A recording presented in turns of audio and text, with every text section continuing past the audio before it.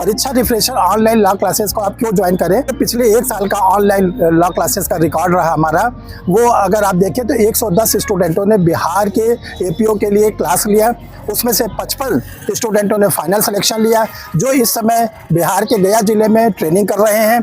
तो इसका जो रेशियो है परीक्षा रिफ्रेशर ऑनलाइन लॉ क्लासेस का, वो 50% के आसपास सिलेक्शन देता है। आप इसको ज्वाइन करने के लिए सर के नंबर से आप जुड़ सकते हैं।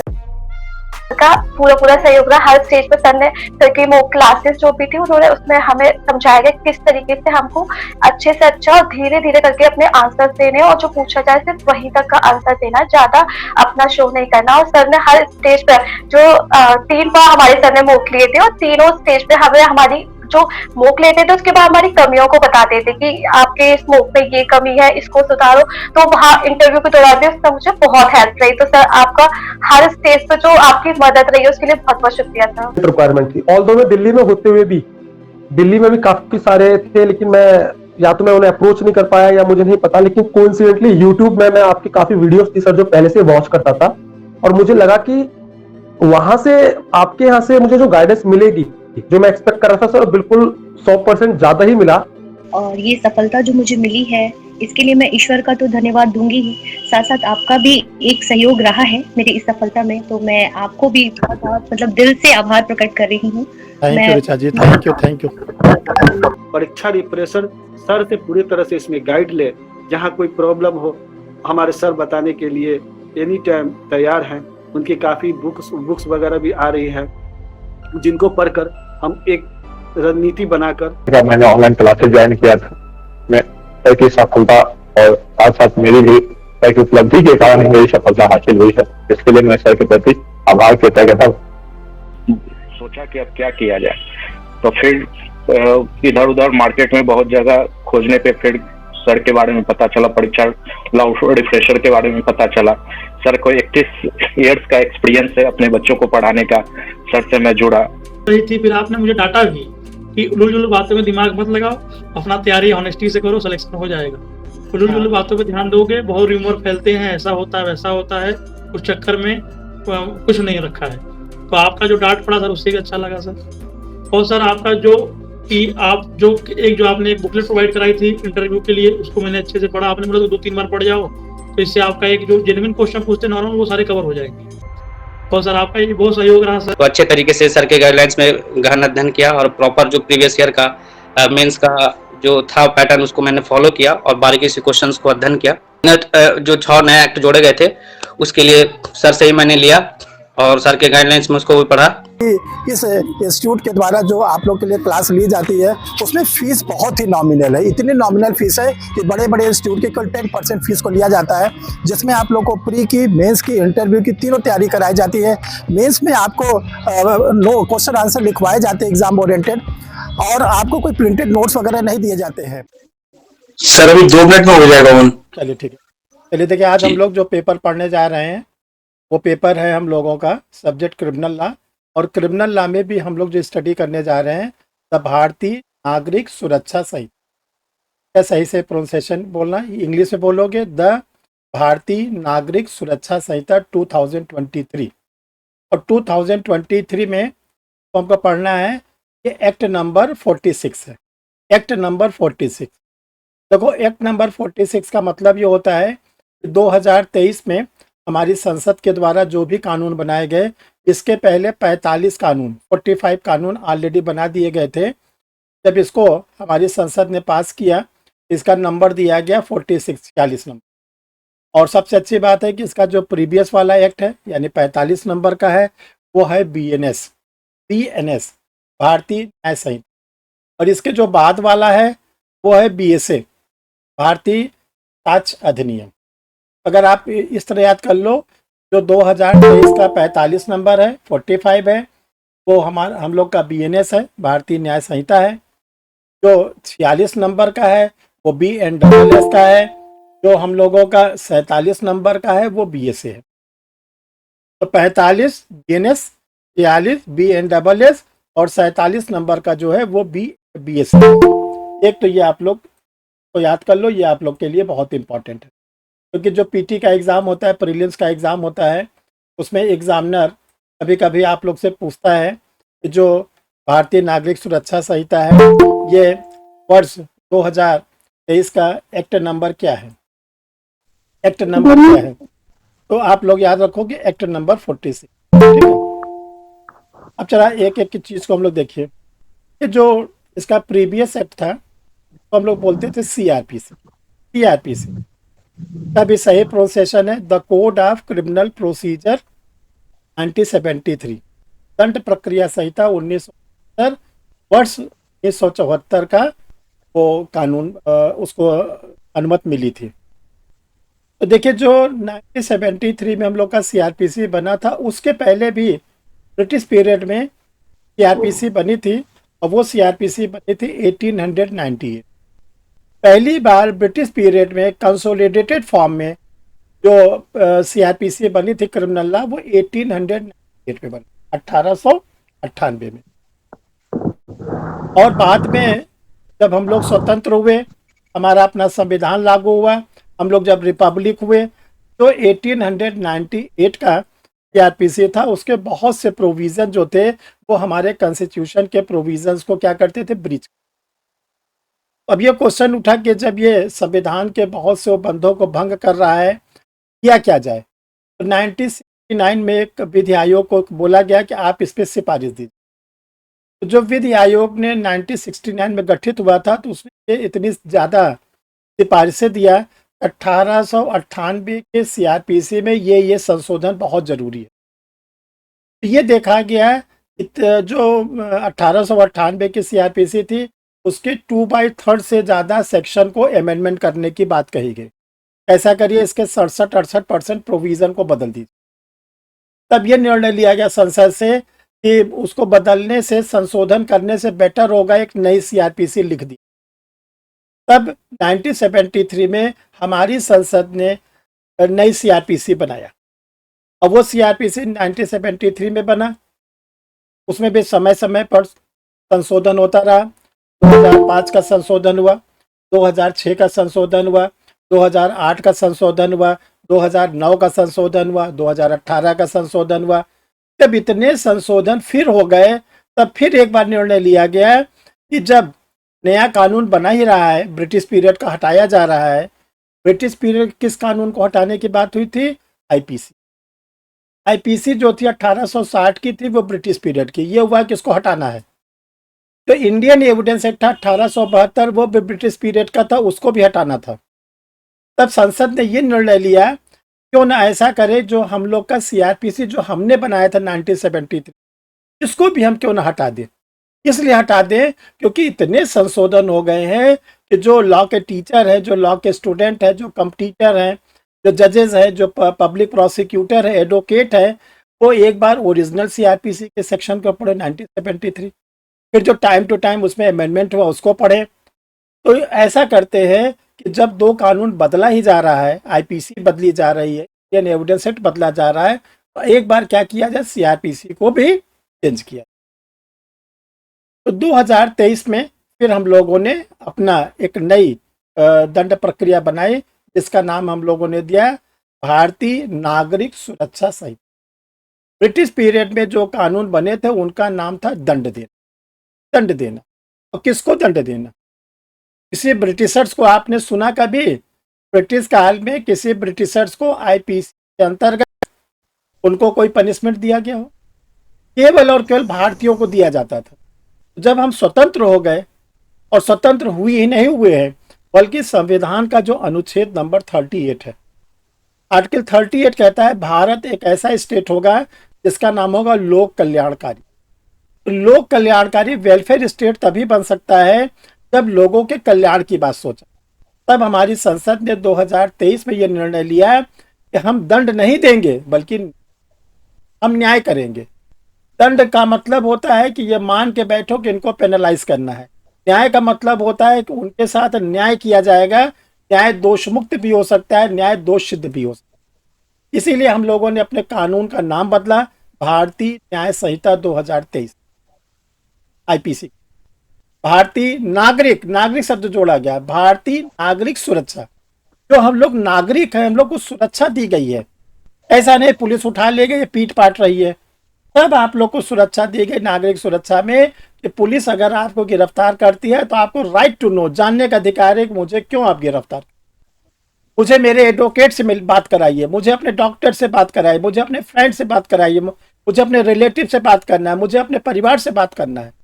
ऐसे नहीं कि आप हमको उठा ले गए और 2 दिन 4 दिन हमें पीटते रहे। ये जो भारतीय नागरिक सुरक्षा संहिता बना है, ये आर्टिकल 38 इंडियन इंडियन कॉन्स्टिट्यूशन को क्या किया गया है, फोर्स करने की। कौन से आर्टिकल को? 38 को। अब देखिए, जो ये हम लोग का 3 क्रिमिनल लॉ है। एक चलता है सीआरपीसी 1898 ओल्ड, फिर इसके बाद है सीआरपीसी 1973, फिर है हम लोग का BNSS 2023। तो देखो, अभी कुछ दिनों तक आप लोग से 1973 भी पूछी जाएगी और 2023 तो पूछी ही जाएगी। एक हम लोग थोड़ी सी कंपैरेटिव स्टडी, ठीक है, तुलनात्मक अध्ययन। तो देखिए, एक आप लोग 3 कॉलम बनाइए, 3 कॉलम बनाइए और उस कॉलम में हेडिंग डालिए ऊपर, comparative study CrPC 1898, CrPC 1973, comparative study CrPC 1898, CrPC 1973 and BNSS 2023 heading रहेगी। पहले कॉलम में लिखिए सीआरपीसी 1898,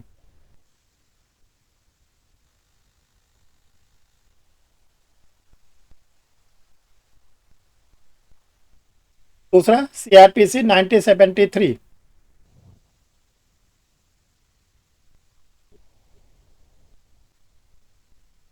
थर्ड BNSS 2023।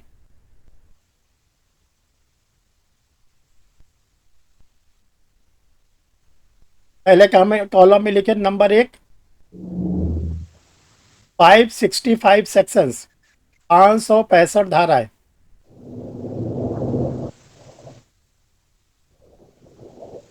सेकेंड वाले में लिखे 1973 वाले में 484,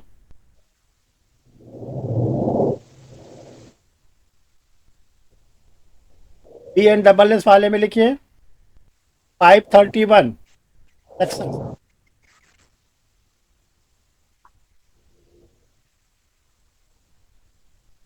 नंबर 2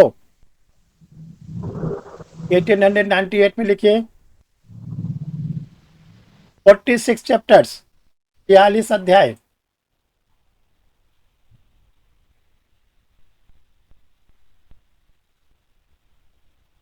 सेवेंटी थ्री सेकेंड वाले में लिखे 37 चैप्टर्स। थर्ड BNSS में लिखिए 39 चैप्टर्स। ईशा मोबाइल को म्यूट करिए। नंबर 3 1898 में लिखे 5 शेड्यूल्स, 5 अनुसूची।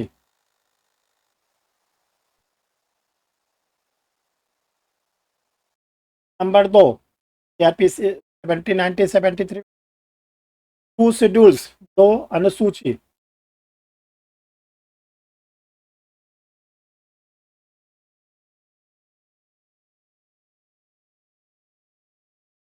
तीसरे में लिखे BNSS में 2 शेड्यूल्स, 2 शेड्यूल्स।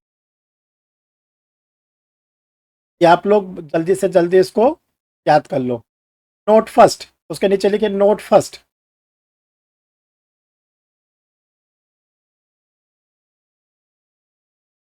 सीआरपीसी 1973 में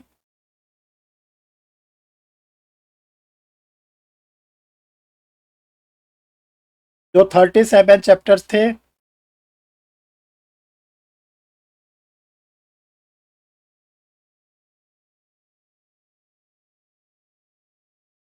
उसे 2 + 35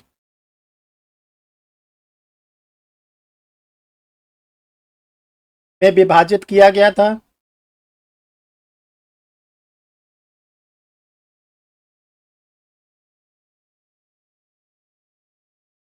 इसमें 2 चैप्टर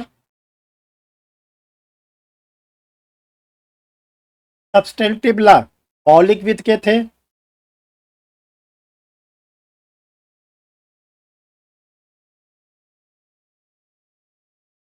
और 35 चैप्टर्स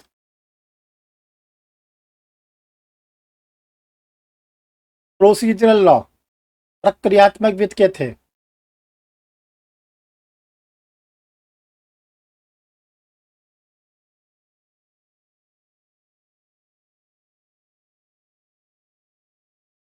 नोट सेकंड, BNSS 2023 में जो 39 चैप्टर्स हैं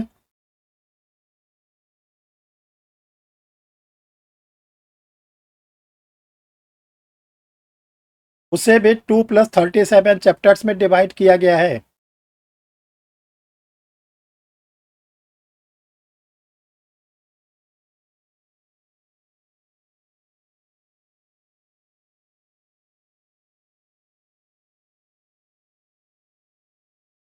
दो चैप्टर्स सब्सटेंटिव नेचर के हैं, सारवान प्रकृति के। 35 प्रोसीजरल प्रक्रियात्मक प्रकृति।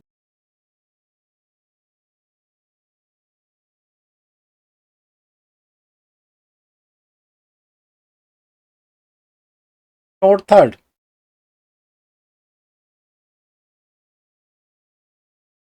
चैप्टर 10 ब्रैकेट में लिखिए, order for maintenance pipes. Sir इसी का है sir, note third, chapter 10 order for maintenance of wifes children parents. माता पिता, बच्चों और पत्नी का भरण पोषण। सेक्शन 144 144 से 147। 144 144 से 147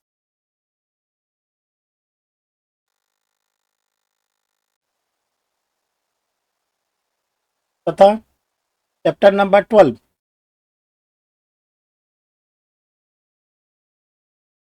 preventive action of the police, police का निवारक कार्य।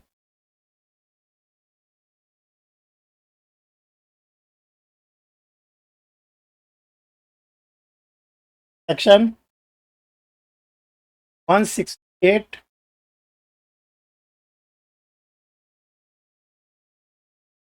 to 172।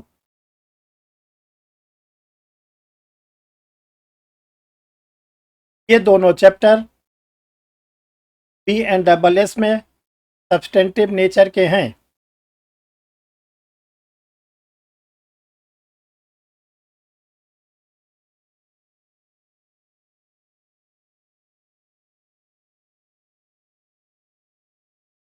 CRPC 1973 में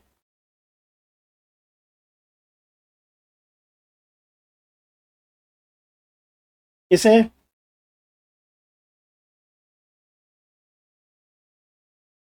चैप्टर नंबर 9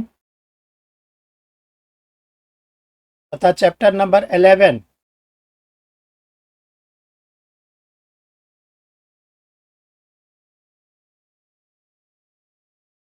के नाम से जाना जाता था।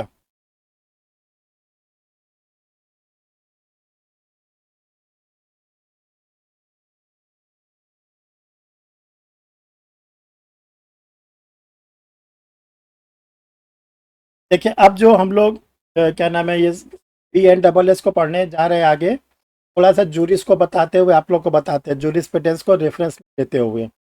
और ये जो जूरिस्प्रूडेंस का चीज़ बता रहे हैं ये हर लॉ में इम्प्लीमेंट होगा। जितने भी कानून हम लोग पढ़ेंगे तो सब जगह इसको लागू किया जाएगा। देखो, जो हम लोग जूरिस्प्रूडेंस पढ़ते हैं जिसको कहते हैं फादर ऑफ द लॉ, विधियों का पिता। तो जो विधियों का पिता है इसमें ये कहा जाता है कि जो लॉ होता है तो हम लोग विधि कहते हैं, इसको 2 पार्ट में क्लासिफाइड किया जाता है। जो हम लोग लॉ पढ़ते हैं उसको 2 पार्ट में क्लासिफाइड किया जाता है। ठीक, पहले पार्ट को हम लोग बोलते हैं डिवाइन लॉ, पहले पार्ट को हम लोग बोलते हैं डिवाइन लॉ, दूसरे पार्ट को हम लोग बोलते हैं ह्यूमन लॉ। पहले पार्ट को हम लोग बोलते हैं दैवी विधि, डिवाइन लॉ, दैवी विधि, और दूसरे वाले को हम लोग बोलते हैं ह्यूमन लॉ, मानवीय विधि।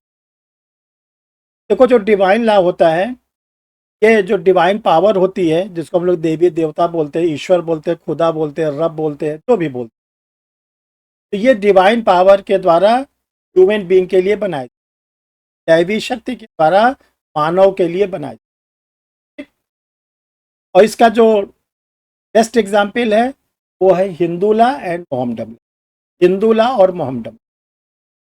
जिन लोग हमने हिंदू लॉ पढ़ाया है, क्लास भी चल रही है मॉर्निंग में, तो ये मालूम होगा सोर्सेज ऑफ हिंदू लॉ जब हम पढ़ते हैं, ये पता चलता है कि जो हमारे ऋषि मुनि थे उन्होंने बहुत लंबे समय तक घोर तपस्या किया, तो घोर तपस्या करने के बाद ऋषि मुनियों को ईश्वर का साक्षात्कार हुआ। तो ईश्वर का साक्षात्कार हुआ, वो ईश्वर फिजिकली नहीं प्रेजेंट हुए जैसे हम मानव लोग हैं, बल्कि लाइट एंड साउंड के फॉर्म में प्रेजेंट। जो कुछ उन्होंने बताया, जो कुछ हमारे ऋषि मुनियों ने देखा, जो उन्होंने सुना, उसको हिंदू लॉ का पहला सोर्स बोलता है श्रुति, सुनना। इसी प्रकार जो मोहम्मदन लॉ है, उसमें भी जो खुदा का फरमान पैगंबर मोहम्मद साहब को मिलता है, जैसे जैसे वो फरमान मिलता है, उनके परम शिष्य अबू बकर के द्वारा उसको कोडिफाइड कर लिया जाता है, और फिर वो मुस्लिम विद की धार्मिक पुस्तक बन जाती है कुरान शरीफ। तो चाहे वो हिंदू लॉ हो, चाहे मोहम्मदन लॉ हो, दोनों डिवाइन पावर के द्वारा उत्पन्न किया।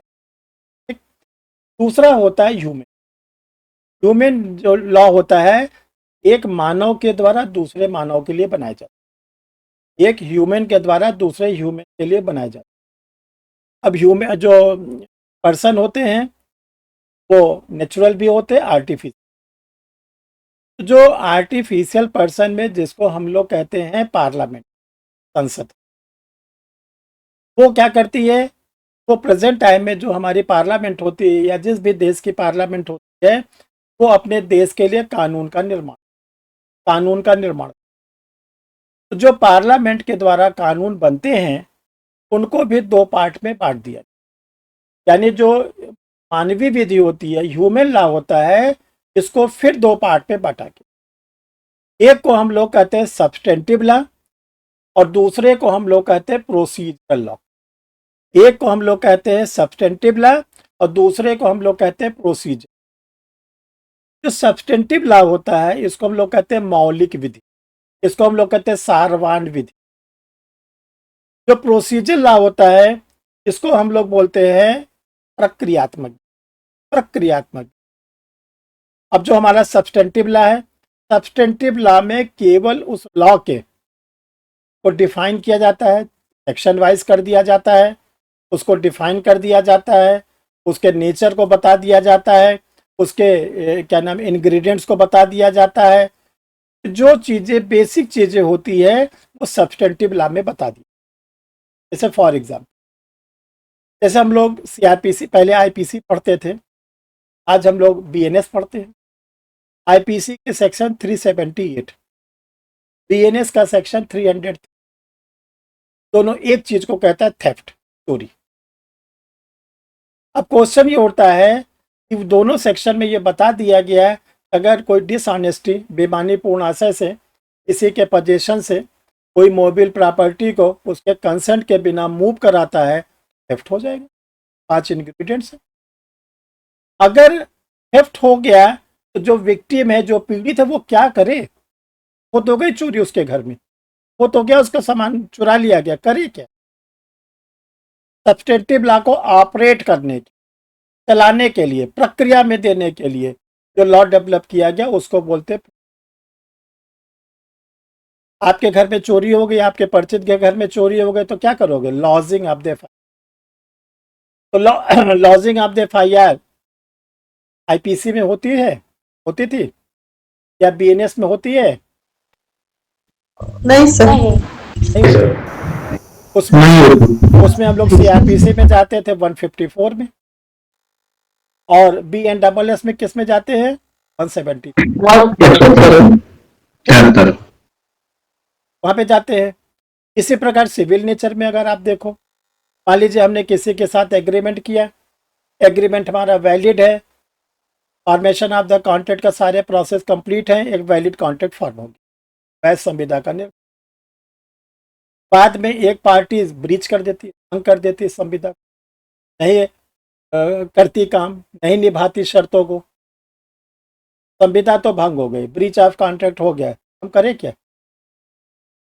क्योंकि इंडियन कॉन्ट्रैक्ट एक्ट में बोला गया कि 73 से 70, हम करें क्या? तो हम करें क्या? सिविल सूट लें, डैमेजेस की डिमांड करें। तो सिविल सूट कहाँ आएगा? सीपीसी का सेक्शन नंबर 26 कहता है प्लेंटिफ 2 कॉपी में प्लेंट को तो जो सिविल लॉ का प्रोसीजर लॉ है उसको बोलते, जो क्रिमिनल लॉ का प्रोसीजर लॉ है वो क्या है? सीआरपीसी या BNSS। सबसे बड़ी मुसीबत आती है जो इंटरव्यू में पूछा जाता है कि जो इंडियन एविडेंस एक्ट था या भारतीय साक्ष्य अधिनियम है, ये क्या है? सब्सटेंटिव है या ये प्रोसीजर है? तो आप बिना डरे बिना हिचके बोलोगे प्रोसीजरल लॉ है। आज की जरूरत कब पड़ेगी? ऑफेंस होने के बाद या ऑफेंस होने के पहले?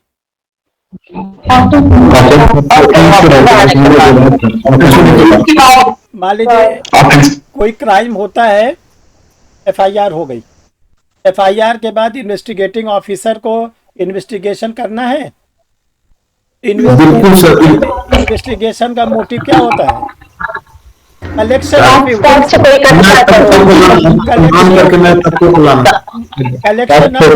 साक्ष्यों को एकत्रित करना।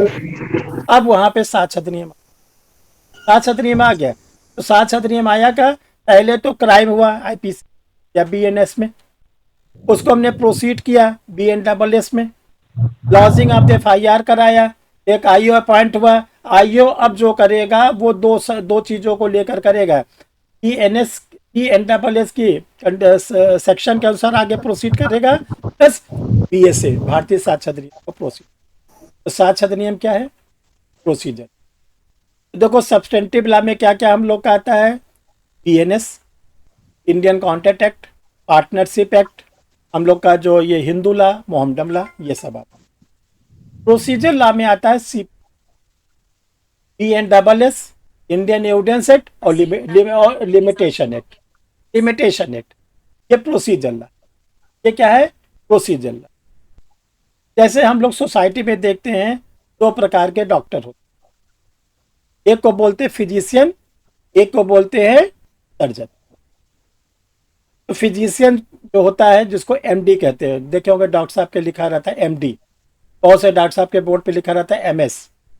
तो जो MD वाले होते हैं वो डायग्नोज करके दवा के बल पे हम लोग को ठीक करते हैं, और जो MS वाले हैं वो क्या करते हैं? डायग्नोज करके सर्जरी कर अगर उनको जरूरत पड़े। तो जो MD वाले हैं वो है सब्सटेंटिव,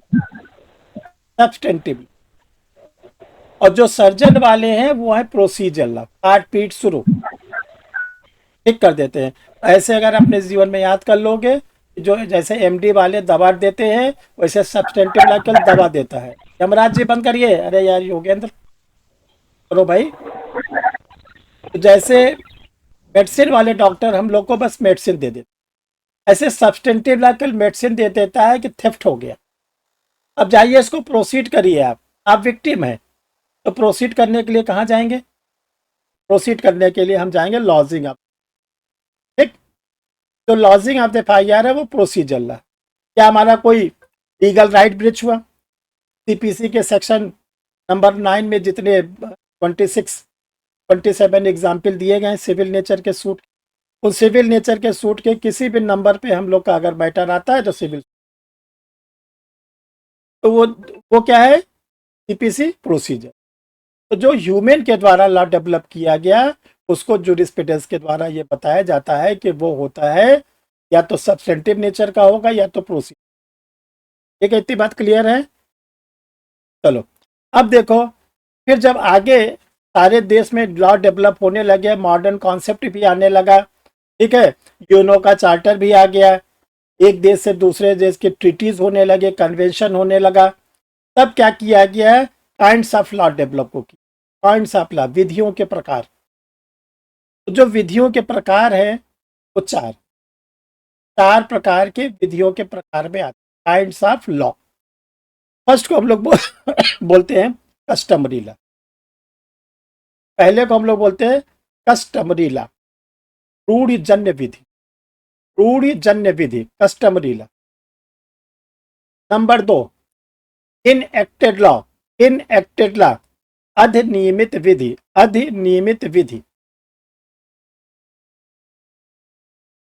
तीसरा प्रेसिडेंट, प्रेसिडेंट और केस लॉज, तो हिंदी में कहते हैं पूर्व निर्णय। Number 4 conventional law, conventional law, अधिनियमित विधि, अधिनियमित विधि।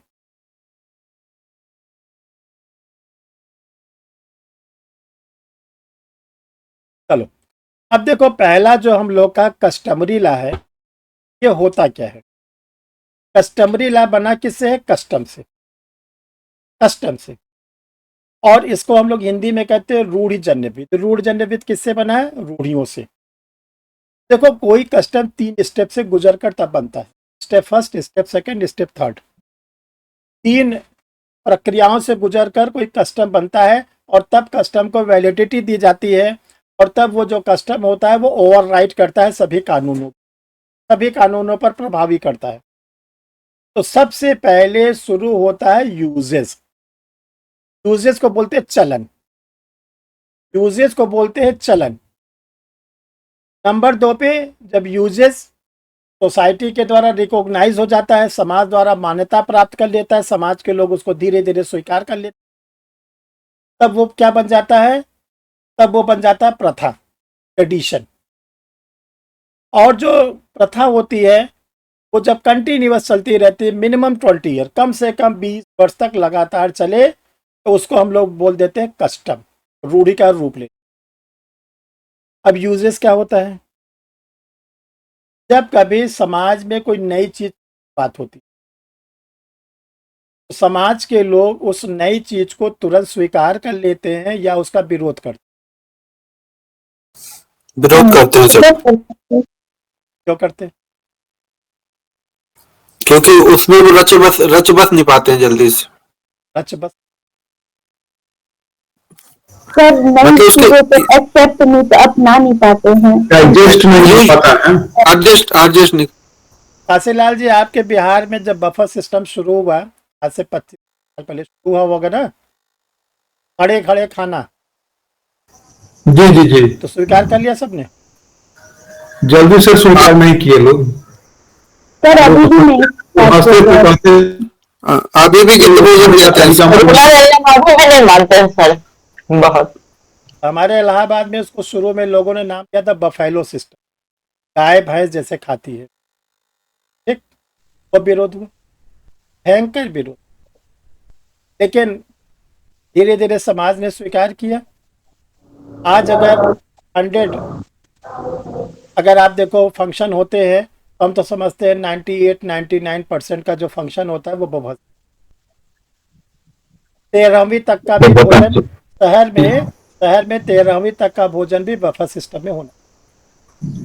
चलो, दूसरा चीज, कोविड के पहले, कोरोना आने के पहले जो बच्चे एंड्रॉयड मोबाइल छूते थे, टाटा मार खाते थे, यस सर, यस सर, बर्बाद हो रहा है, गेम खेल रहा है।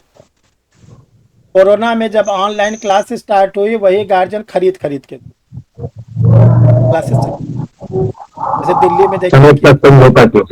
हाँ, तो अब क्या हुआ? अब बच्चे उससे पढ़ने लगे ऑनलाइन क्लासेस। अब बच्चों से छीन सकते हो आप? जो छीन लिए, समझ लीजिए पानीपत का चौथा युद्ध हो जाएगा आप में, वो बच्चे, और इतना भयानक होगा कि आप ही को हारना होगा, छीन नहीं सकते। तो देखो, जैसे शुरू में एंड्रॉयड मोबाइल आया, वो लोग एक्सेप्ट नहीं किए, बच्चों को तो छूने नहीं देते थे, बर्बाद हो जाएंगे, खराब हो जाएंगे, गेम खेलते हैं, ठीक। और पहले आप जाइए, जैसे बफर सिस्टम वगैरह आया तो लोग नाराज हुए, क्योंकि आज से 25 साल पहले हम लोग जो भोजन करते थे, या तो टाट पट्टी पे, ग्रामीण अंचल में क्या होता था, टाट पट्टी पे बिछ जाते थे, सब लोग भोजन करते थे, पत्तल में करते थे। थोड़ा बहुत शहरों में क्या हुआ, मेज कुर्सी पे कराते थे, बैठ के कराते थे भोजन। लेकिन जब यूजेस में, चलन में लाया गया बफर सिस्टम को, तो लोगों ने उसका घोर विरोध, क्योंकि हम लोग कभी खाए तो थे नहीं खड़े होके खाना, और हमारे ऋषि मुनि सब लोग बताते खड़े खड़े खाना खाओगे 50 ठो बीमारी होगा। सच बात है ये, बिल्कुल ऐसा नहीं है। तो लेकिन क्या हुआ कि अब ऐसा सोसाइटी में चला कि पहले यूजेस से हम लोगों ने उसको क्या किया, ट्रेडिशन बना लिया, ट्रेडिशन से अब कस्टम बन गया, कस्टम बन गया। तो उसको क्या किया गया, कंटिन्यूशन में रहा और वो बन गया रूढ़ी। ठीक, देखो जो कस्टम होता है वो 3 स्टेप से बनता है। यूजेस, अगर यूजेस को सोसाइटी रिकॉग्नाइज कर लेती है तो वो बनता है क्या, ट्रेडिशन।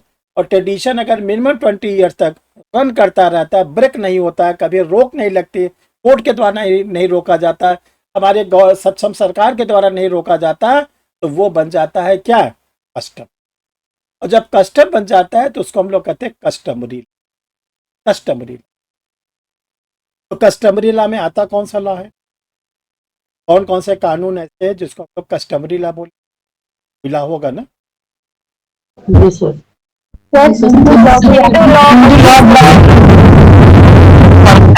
तो देखो सबसे पहले तो जो हमारा डिवाइन लॉ है वो कस्टम, डिवाइन लॉ, जो डिवाइन लॉ है वो कस्टमरी लॉ। जो प्राचीन हिंदू विद था 1955 के पहले, वो पूरा का पूरा रूढ़ियों से बंधा था, पूरा का पूरा रूढ़ियों से बंधा था। प्राचीन हिंदू विद में एक हिंदू तलाक ले सकता था, तलाक का प्रावधान था?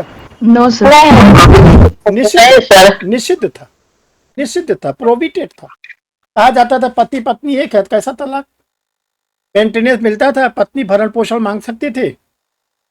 नहीं सर, नहीं सर, नहीं मांग सकते। कैसे खाना भोजन कैसे करे? उठा के परिवार में ही रहे, तो इसीलिए वो बनाते इसमें खाओ लेती थी आराम से, ठीक है। 1955 के पहले किचन में बनाती रहती थी। किचन क्या मतलब, रूरल एरिया में अपना खा पी के बराबर रहती, तो लास्ट में ना बचेगा तो बोलेगे कोई बात नहीं, आप लोग खा लिए तो हम भी। देखो प्रोविजन नहीं था मेंटेनेंस का, ठीक। लेकिन जब मॉडर्न कॉन्सेप्ट आया तो उसमें देखा कि नहीं भाई, तो कभी कभी ऐसा होता है डिसिमिलर मैरिज हो जाता है, कि साथ रहना दूभर हो जाता है, तो तलाक का प्रोविजन दिया। और तलाक ही नहीं दिया गया, म्यूचुअल कंसेंट भी। आप चाहो तो रजामंदी से जब चाहे तब छुट्टी कर लो अपने विवाह को, ठीक। तो देखो जो रूढ़ जन्य विधि है वो हिंदू लॉ मोहम्मद, ठीक। ये बनाया नहीं जाता, ये ऑलरेडी बना हुआ है। किसके द्वारा बना हुआ है, डिवाइन पावर के द्वारा। अब आता है इनेक्टेड लॉ, अधिनियमित। देखो जब मैक्सिमम कंट्री में डेमोक्रेसी है, लोकतंत्र आया, लोकतंत्र के 3 पिलर होते हैं, लोकतंत्र के 3 स्तंभ होते हैं, विधायिका लेजिस्लेटिव, कार्यपालिका एग्जीक्यूटिव, और जुडिशरी। तो देखो जो विधायिका होती है, इसका पिलर, उसका केवल एक ही काम होता है, विधान बनाना, लॉ बनाना। तो वो क्या करती है, पार्लियामेंट के थ्रू कानूनों का निर्माण। विधायिका क्या करती है, कानूनों का निर्माण, ठीक। तो जो वो कानून बनाती है वो 3 प्रकार के कानून बनाती है, major act, minor act, local laws. Major act, minor act, local law. देखो जो मेजर एक्ट है वो हर समय संसद के द्वारा बनाया जाता है, पार्लियामेंट के। जो हम लोग का माइनर एक्ट होता है ये भी पार्लियामेंट के द्वारा बनाया जाता है। बट जो लोकल लॉज होते हैं वो स्टेट गवर्नमेंट बनाती है, स्टेट का जो लेजिस्लेटिव बॉडी होती है, विधायिका होती है वो। अब 3 है, मेजर, माइनर, लोकल, 3 बन के सामने आ गए। जैसे सपोज करें राजस्थान का एपीओ हो रहा है जनवरी में, वहाँ पे 3 मेजर एक्ट हैं, आईपीसी, सीआरपीसी, पुराना वाला। वहाँ पर 5 जो है वो माइनर एक्ट है, SC/ST एक्ट है, आर्म्स एक्ट है, पॉक्सको है, जेजे एक्ट है, ये सब वहाँ के माइनर है। और 3 लोकल लॉज हैं, राजस्थान आबकारी अधिनियम, राजस्थान एग्जामिनेशन, वहाँ पे तीनों एग्जाम में आ रहा है। अब क्वेश्चन ये उठता है, अगर मेजर एक्ट और माइनर एक्ट में कोई विरोध होता है तो वरीयता किसको दिया जाए? पर जो हमारे न्यायपालिका है, हमारे जजेस हैं, वो किसको प्रेफरेंस दे, मेजर एक्ट को कि माइनर एक्ट? माइनर एक्ट को। जरा नए लोग बोलो, ये सब होता रटे हुए हैं मिट्टू। नए लोग बताइए, माइनर को देंगे कि मेजर को? माइनर को। क्यों? माइनर को। नए लोग बताइए क्यों?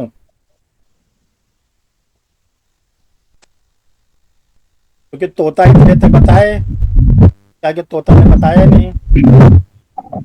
तोता लोग अगर ना बोले तो ज्यादा अच्छा रहेगा। सर क्योंकि माइनर एक्ट इसीलिए बनाए गए हैं किसी स्पेशल सब्जेक्ट को लेकर, क्योंकि वो उस स्पेशल सब्जेक्ट के लिए होता है। जैसे रैंक कंट्रोल एक्ट राजस्थान का है तो सिर्फ राजस्थान में ही लागू होगा, तो माइनर एक्ट थोड़ी नहीं है, तो लोकल लॉज। लोकल। जी सर। देखो सुनो सर, त्वरित न्याय के लिए सर, त्वरित न्याय डालो और भी फटाफट न्याय। चलो अभी प्रज्ञा क्लास में हो ना? प्रज्ञा यस सर। अभी रुक, म्यूट मत करना, अच्छा कैमरा ऑन कर लो, अभी कुछ बात करना है, सभी को बताना जरा से इंटरव्यू के बारे में। कल प्रज्ञा का बिहार जुडिशरी का इंटरव्यू था।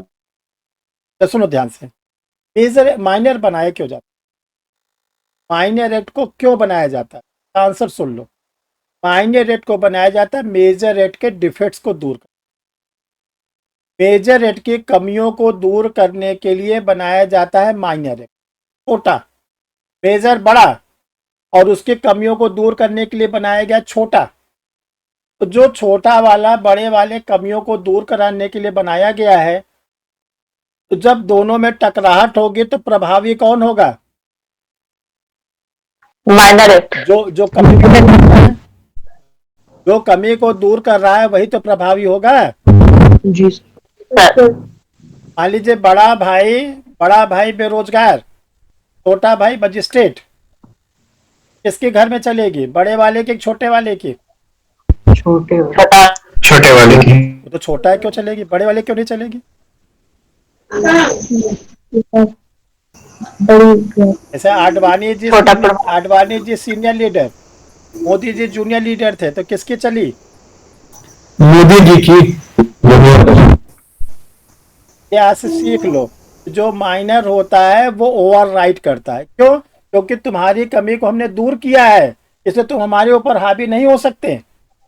माइनर कहता है कि आप में कमी थी ढेर सारी, इसकी वजह से मुझे लाया गया, जब मुझे लाया गया तो मेरा स्थान आपके ऊपर होगा। ठीक, और 2 एग्जाम्पल बता दिए। बड़ा भाई कम कमाता है, बेरोजगार है, छोटा भाई मजिस्ट्रेट है। व्यवहारिक जीवन में देख लो कि बड़े के चलेगी कि मजिस्ट्रेट के चलेगी? मजिस्ट्रेट। एक तो पहली बात वो न्यायाधीश है, दूसरी बात है वार्निंग मेंबर है, अच्छा खासा नहीं। आज से सीख लो कि 99.9% स्टूडेंट कहते हैं नहीं, माइनर जो होगा वो पीछे होगा, मेजर होगा, क्योंकि पढ़े लिखे तो थे नहीं LLB में। ठीक, तो ये गलती नहीं होनी चाहिए। अब आ गया तो नंबर, जो लोकल लॉज होता है, इसका जुरिस्डिक्शन स्टेट के भी, राज्य के बाहर इसकी कोई मान्यता नहीं, क्योंकि लिखा हुआ है राजस्थान एक्साइज एक्ट। तो एक्साइज एक्ट कहाँ का? राजस्थान का। क्या उसके प्रोविजन यूपी में लागू होंगे? न बिहार में लागू होंगे, न कहीं लागू होंगे, कहीं नहीं लागू होंगे ना, कहीं नहीं। लेकिन अगर पॉक्सको बना हुआ है तो पॉक्सको के प्रोविजन कहाँ लागू होंगे? राजस्थान में कि बिहार में कि यूपी में? कहाँ लागू होंगे? पूरे भारत। उसको पार्लियामेंट ने बनाया, उसको किसने बनाया? पार्लियामेंट ने बनाया। तो मेजर एक्ट और माइनर एक्ट बनते हैं पार्लियामेंट। ठीक, और जो लोकल लॉज बनते हैं वो कहाँ बनते हैं? स्टेट में। और उसका जो रिस्ट्रिक्शंस केवल स्टेट के बाहर उसकी कोई वैलिडिटी। जैसे आप बिहार के जुडिशियल ऑफिसर है, तो राजस्थान में आपकी वक़्त है कुछ? नहीं सर। वहाँ के लोगों को बेल दे सकते हैं? नहीं सर, चुप। बोलिए। आप मान लीजिए बिहार में पटना में सीजीएम है, तो जयपुर में जाके बेल दे सकते हैं? नहीं दे सकते। बोले नहीं दे सकते। जयपुर वाले जुडिशियल का मामला बन जाता है। हाँ, जयपुर वाले सीजीएम से बोले मैं आ रहा हूँ जयपुर, 3-4 दिन में निपटा दूंगा आपका काम, ठीक कर सकते हैं? नहीं सर। उनका अपॉइंटमेंट किसने किया है? राजस्थान की सरकार ने, बिहार के गवर्नर, बिहार के चीफ जस्टिस ने, पटना है। तो कहाँ के लिए किया है? बिहार डाल के पूरे भारत में निर्णय दो, बस यही चीज सीख। अब इसका वरीयता संसद के द्वारा या राज्य के विधायिका के द्वारा बनाए गए कानून का प्रेफरेंस क्या है? नंबर 1 पे माइनर, नंबर 2 पे मेजर, नंबर 3 पे लोकल लॉ। जब आप जुडिशियल ऑफिसर बने, आपको भी यही करना है कि अगर आपके सामने कोई डिस्प्यूट आता है, उसका आंसर माइनर में है, सबसे पहले माइनर के आधार पर डिस्प्यूट, माइनर नहीं है तब मेजर को हम, ठीक, और तब तीसरे नंबर पर हम आएंगे लोकल लॉ। फॉर एग्जाम्पल, सब लोग सुनो, नए लोग ध्यान से। सपोज करिए एक 6.5 साल का, 6.25 साल का, 7 साल से छोटा बच्चा या बच्ची कोई रेलवे एक्ट में चालान होके लाया जाता है, ठीक, ये बिना टिकट जर्नी कर, या ये रेलवे के प्रॉपर्टी को डैमेज कर रहा था, कुछ भी,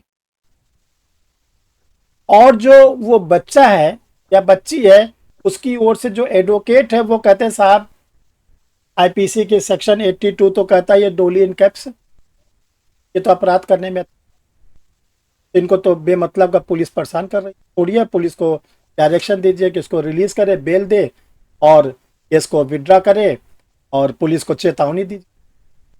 और जज साहब कहीं हल्के फुल्के थे तब दे दिए, तब क्या परिणाम निकला? जज साहब ने पुलिस को फटकार लगाया, क्योंकि ये तो 7 साल से छोटा है। जज साहब को क्या करना है? छोड़ देना है? नहीं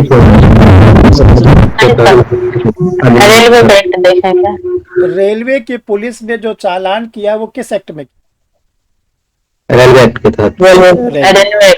रेलवे एक्ट मेजर एक्ट है कि माइनर एक्ट है? माइनर।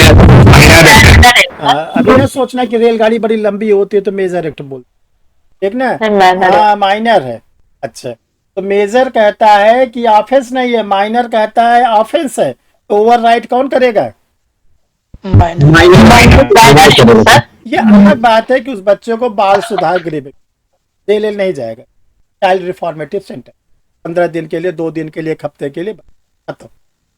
लेकिन अगर मजिस्ट्रेट या जो भी जजेस हैं और उनके सामने मैटर आता है और जो एक्यूज का काउंसिल बार बार फोर्स कर रहा है, सब 82, जैसे कभी कभी देखते हैं भिखारी तो पीछे पड़ जाता है, दे दो भैया, दे दो भैया, कुछ दे दो, जज बन जाओगे। आप जज बन जाओगे बोला नहीं कि आप तुरंत दे दिए, क्योंकि अपने पढ़ाई पे भरोसा तो है नहीं, भिखारी के आशीर्वाद पे भरोसा है। आपने उसको 50 रुपए, 20 रुपए, 10 रुपए दे दिया कि बोल रहा है कुछ दे दो भैया, जज बन जाओ।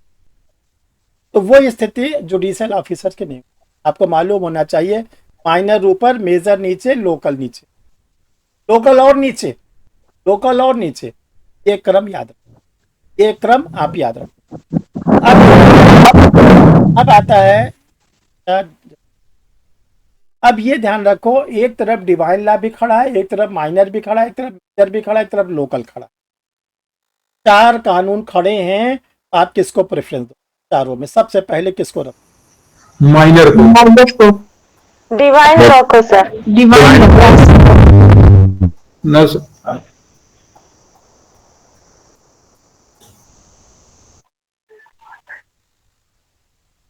अंजलि, किसको वरीयता दोगे आप? सर फिर से बोल दीजिए। क्या कर रहे हैं? जो ध्यान किधर है? डिवाइन लॉ आपके सामने खड़ा है, ठीक है, मेजर एक्ट खड़ा है, माइनर एक्ट खड़ा है, लोकल लाज है। तो आपसे कहा जाता है उसको प्रेफरेंस दीजिए, वरीयता क्रम में लगाइए, तो किसको आप प्रेफरेंस देंगे? सर मेजर को। मेजर को। मेजर बड़ा है। इतने इधर सुन क्या रही हो क्या रहा है? ये क्लास में आज क्या हो रहा है? फिर से क्या? रोहित हो रहे हैं? रोहित को देखिए आप लोग। बाद में सिलेक्शन नहीं होगा तो फिर यार कौन होगा? रोहित मोबाइल में। चलो प्रिंस आप बताइए किसको वरीयता देंगे? माइनर लॉ को सर। और कौन बताएगा नए में से? सर डिवाइन लॉ को देंगे। संजय करते हो? आइए संजय, किसको वरीयता देंगे? अब देखो इसका क्रम आप लोग, डिवाइन, माइनर, मेजर, लो। डिवाइन, माइनर, मेजर,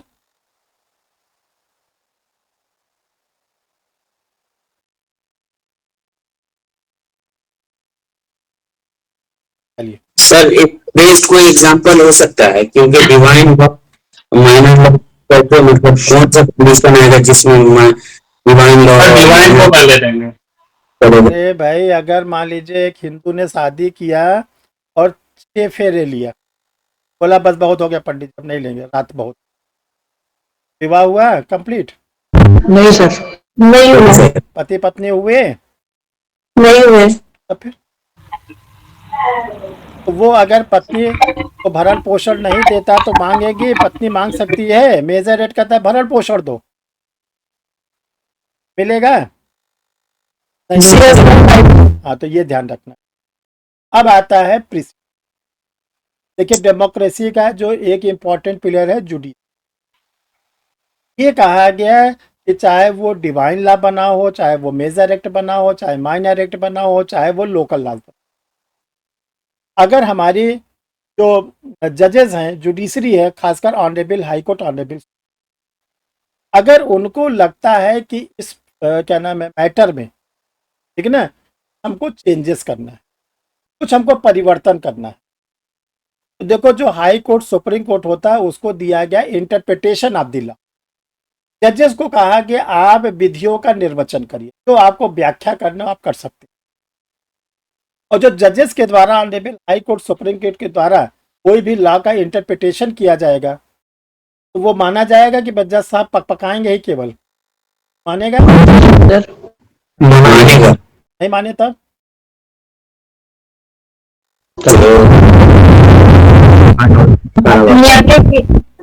अब ये कहा गया कि सुप्रीम कोर्ट द्वारा दिया गया decision article 141 constitution whole the India में माना। अच्छा कौन नहीं मानेगा? स्वयं सुप्रीम। इसलिए कि अगर सुप्रीम कोर्ट को फ्यूचर में कभी लगे तो अपने जजमेंट को, ठीक, हाई कोर्ट द्वारा दिया गया डिसीजन होल स्टेट में माना जाए।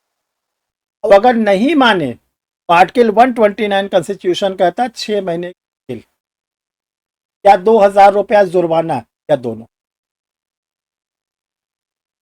तो जो कोर्ट के द्वारा डिसीजन दिए जाते हैं, एक तरफ कोर्ट का डिसीजन है, एक तरफ मेजर एक्ट, माइनर एक्ट और एक लोकल लॉज खड़ा है, तो किसको प्रेफरेंस देंगे? कोर्ट का डिसीजन। कोर्ट का। अब सारे लॉ पीछे हो जाएंगे। क्यों? उसी लॉ पर ही तो कोर्ट ने डिसीजन दिया है। उसी लॉ पे, जैसे कोर्ट ने कहा कि एडवोकेट के चैम्बर में लड़का लड़की जो पति पत्नी बनना चाहते हैं, मेजर हैं, विवाह कर सकते हैं, माला पहना के, रिंग पहनाकर, अंगूठी पहना कर सकते हैं और बाद में जाके रजिस्ट्रेशन करा। तो ये लॉ के प्रोविजन के अगेंस्ट है। जो लॉ का प्रोविजन है कि नहीं है, सप्तपदी से करो, स्पेशल मैरिज से करो, उसके अलावा दे दिया सुप्रीम कोर्ट ने ना। ये किसी हिंदू लॉ में, मोहम्मदन लॉ में, किसी लॉ में ऐसा विवाह का प्रोविजन है? वकील साहब में कर नहीं है, नहीं। अच्छा, ऑनरेबल सुप्रीम कोर्ट ने कर लिया। अगर मान लो इसके बाद पुलिस उनको पकड़ लेती है, उनको अरेस्ट कर लेती है, उसके घर वाले मारते पीटते हैं, तो उनको दंड मिलेगा? जो उनके साथ पुलिस वाला या घर वाला कोई भी उनके साथ अगर कोई ऑफेंस करेगा तो उसे दंड मिलेगा, बिल्कुल सजा मिलेगी, अब बिल्कुल। आप इसको सीख लो। अब ये आया आपके सामने, मेजर खड़े हैं, माइनर खड़े हैं, डिवाइन खड़ा हुआ, सब खड़े हुए हैं, ठीक। आ गया केस ला। केस ला जब आएगा सारे ला पीछे हो जाएंगे, भाग जाएंगे, सब ला क्या हो जाएंगे, पीछे हो जाएंगे। क्यों? जो केस ला डेवलप किया जाता है इन सारे लॉ की कमियों को दूर करने, चाहे वो डिवाइन हो, चाहे वो मेजर हो, चाहे वो माइनर हो, सब की कमियों को दूर करने के लिए case law honourable high court supreme. 4th number पर आता है कन्वेंशनल। जब सभी देश डेवलप हो गए, सभी देश क्या हो गए, 1945 में जब हम लोग का यूएन का चार्टर बन गया, संयुक्त राष्ट्र संघ बन गया, सभी लोग उसके मेंबर हो गए, हर देश एक दूसरे के हाई कमिश्नर भेजने लगा, एम्बेसडर भेजने लगा, कमर्शियल रिलेशन डेवलप होने लगा। तब जब दो देश आपस में कोई एग्रीमेंट करते हैं, दो देश आपस में जब कोई संधि करते हैं, समझौता करते हैं, तो उसको हम लोग बोलते हैं कन्वेंशन। जो कन्वेंशन होता है ये ट्रीटीज होती है। अगर केवल दो देश उसके कन्वेंशन में जुड़े हुए हैं तो उसको बोलते हैं बाइलेटरल ट्रीटी। 25 दो से ज्यादा 3, 5, 8, 10, 15, 20 जुड़े हुए तो उसको कहते हैं मल्टीलेटरल ट्रीटीज, बहुपक्षीय। इसे संयुक्त राष्ट्र संघ है। संयुक्त राष्ट्र संघ इसके आधार पर खड़ा है, मल्टीलेटरल ट्रीटी, बहुपक्षीय संधि। 51 राष्ट्रों ने सिग्नेचर किया, उसके द्वारा बना बहुपक्षीय। ये कहा गया है इंटरनेशनल लॉ का जितना भी डेवलपमेंट होता जा रहा है, डे बाय डे बढ़ता जा रहा है, और हम लोगों की, हर देश के लोगों का स्किल बढ़ता जा रहा है, दिमाग बढ़ता जा रहा है। आज 25 साल, 26 साल, 28 साल, 30 साल के अंदर के बच्चे बच्चियां विदेशों में हैं, कोई एलएलबी कर रहा है, कोई इंजीनियरिंग कर रहा है, ठीक है। हमारे के रिलेशन में मात्र उनका बच्चा 19 साल का यूएस में पढ़ रहा है। पहले कोई जाता था 19 साल 20 नहीं जाता। सही, मुजफ्फरपुर छोड़ के यूएस गए आप, नहीं जा पाते। किसका नतीजा है? ट्रीटीज का, संधियों का। तो जब कभी दो राष्ट्र कोई कॉमर्शियल रिलेशन डेवलप करते हैं, कोई पॉलिटिकल रिलेशन डेवलप करते हैं, कुछ भी करते हैं, तो जो लॉ डेवलप होता है उसको हम लोग बोलते हैं कन्वेंशनल लॉ। और कन्वेंशनल लॉ का सबसे बड़ा एग्जाम्पल है यूनाइटेड नेशन का charter, international court of justice, ठीक। अब देखो 4 लॉ है, customary law, enacted law, president case law और कन्वेंशन। अभी सम्यात, ये जूरिस का जो है जिसको कहते हैं, अगर ये चीज समझ में आ जाएगा तब आपका जूरिस डेवलप होने लगे और आप हर क्वेश्चन का आंसर तरीके से दे। ऐसे क्या करते हो आप लोग? अंदाज से बोलते हो, वैसे फंडा क्लियर नहीं रहता, अंदाज से बोलते हो। और अंदाज हम लोग के लॉ में नहीं चलता। अंदाज चलता है 8 साइड के पेपर ज्योग्राफी में, लॉ में अंदाज नहीं चलता। अगर आपको परफेक्ट नॉलेज नहीं है तो आपका आंसर गलत नहीं। क्यों? जब आप अंदाज लगाओगे, जब उस पर आपसे काउंटर डाला जाएगा, क्रॉस क्वेश्चन पूछा जाएगा, आप धराशायी हो। जहां आपने अंदाज लगाया, बोल दिया माइनर एक्ट मेजर पर प्रभावी होगा, चलो ठीक, पूछा क्यों? अब क्यों? तो चुप। अगर आपने पढ़ रखा है कि मेजर की कमियों को दूर करने के लिए माइनर, सबको समझ में आ गया? 2 बार 3 बार वीडियो को देख के कॉपी में बना डालना, ये सब चीजें कहीं मिलेगी नहीं, कोई टीचर नहीं बताएगा इस भारतवर्ष। नोट करके बता रहे, इसको कॉपी में बैठ के लाइन एक लाइन नोट कर लेना अपने। इससे जुडिशियल ऑफिसर बनने में बहुत आराम रहेगा, जुडिशियल वर्क करने में इतना फायदा आपको जुडिशियल वर्क करने मिलेगा, आपको लगेगा नहीं कि हम जुडिशियल वर्क में कहीं फंस रहे हैं, अगर इन सब चीजों को आप अभी से डेवलप। ठीक, चलो देखो हम लोग के बीच में प्रज्ञा भी है, आप लोग के साथ क्लास भी करते हैं। इन्होंने बिहार का कल कब इंटरव्यू था प्रज्ञा? कल था कि परसों? 16 को। चलो भाई जरा अपने पहले सब लोग जो है प्रज्ञा के लिए क्या नाम है, तो कहते हैं ऊपर वाले से प्रेयर करो ये जज बन जाए। हमने तिनको कल डिक्लेयर कर दिया कि ये जज बन जाएंगे जनवरी में।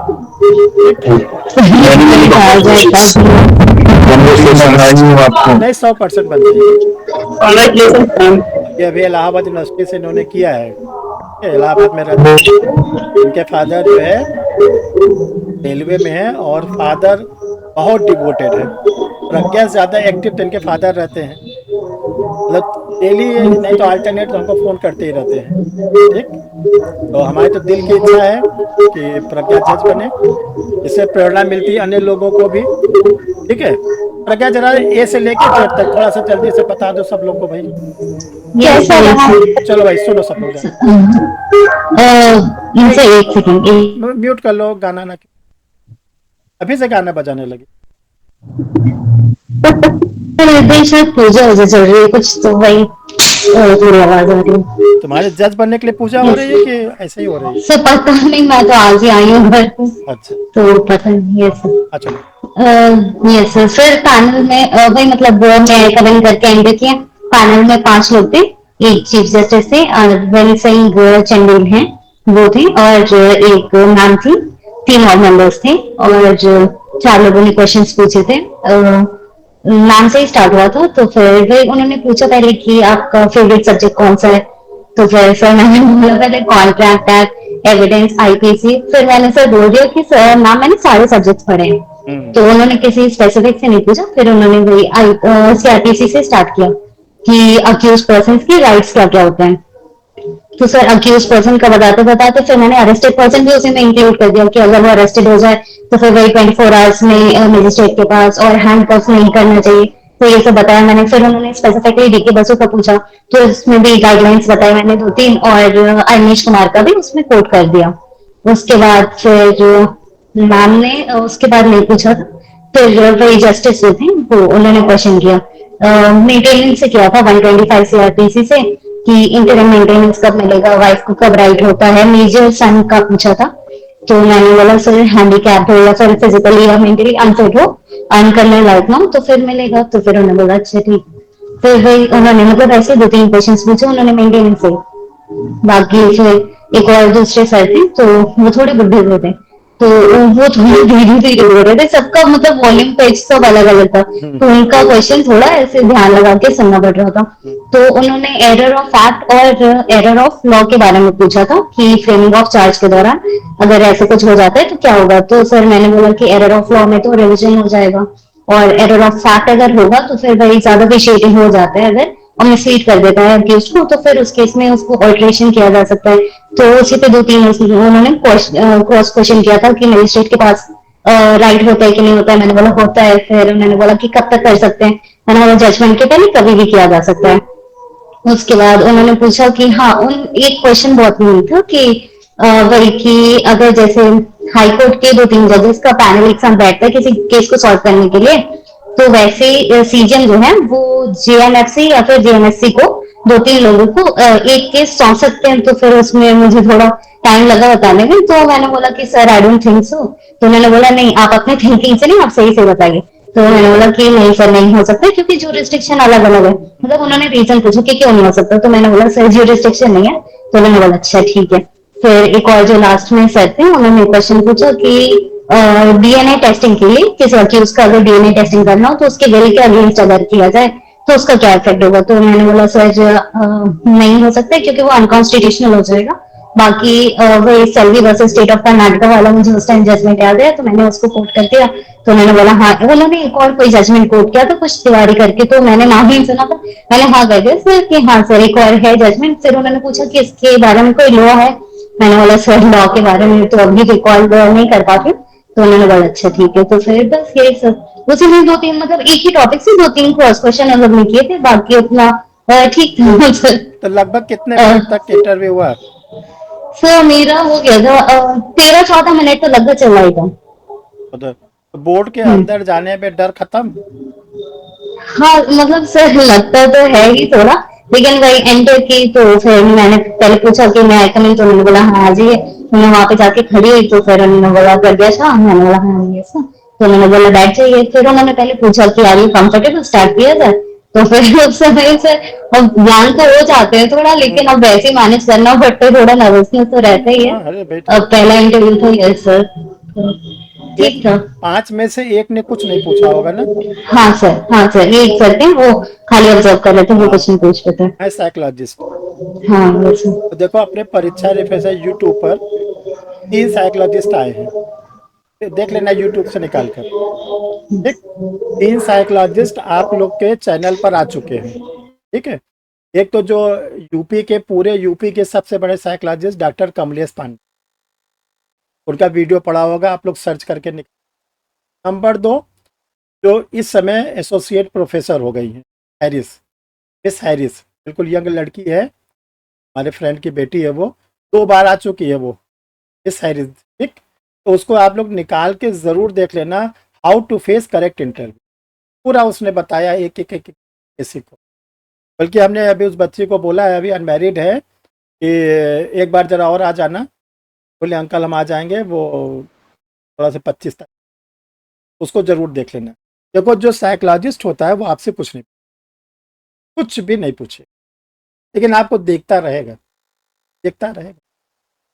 और जब आप बाहर निकलोगे तो उसी से सबसे पहले चेयरमैन पूछता, आप बताइए कि इनका परफॉर्मेंस कैसा है, बोलने का तरीका, बैठने का तरीका, क्रॉस क्वेश्चन में आंसर देने का तरीका, वो अपनी ओपिनियन दे। लॉ में ओपिनियन रिलेवेंट होता है, तो ज्ञान होगा ही। लॉ में जो ओपिनियन होता है वो रिलेवेंट होता है, वो अपनी ओपिनियन दे। फाइनली नंबर जो होते हैं वो जज साहब, चेयरमैन होते। चलो प्रज्ञा, बहुत अच्छा रहा। किसी का और कुछ पूछना तो पूछ लो भाई, जज बन जाएंगे, मिलेंगे नहीं फिर प्रज्ञा आप लोग जनवरी से। देखो इलाहाबाद यूनिवर्सिटी से अभी इसने लॉ कंप्लीट किया और LLB के दौरान लग गई, यही तरीका होता है। बिहार में ऑप्शनल पेपर क्या था? क्या क्या सब्जेक्ट आपने ऑप्शनल लिए थे? मेरा ऑप्शनल था कॉन्स्टिट्यूशन, एडमिनिस्ट्रेटिव लॉ और हिंदू मुस्लिम लॉ, कॉन्ट्रैक्ट और टॉर्ट। ठीक हो गया, और कुछ पूछना पूछ लो भाई किसी से। चलिए फिर कल हम लोग आगे चैप्टर वाइज पढ़ेगा, वीडियो अभी नहीं तो मॉर्निंग में चला जाए।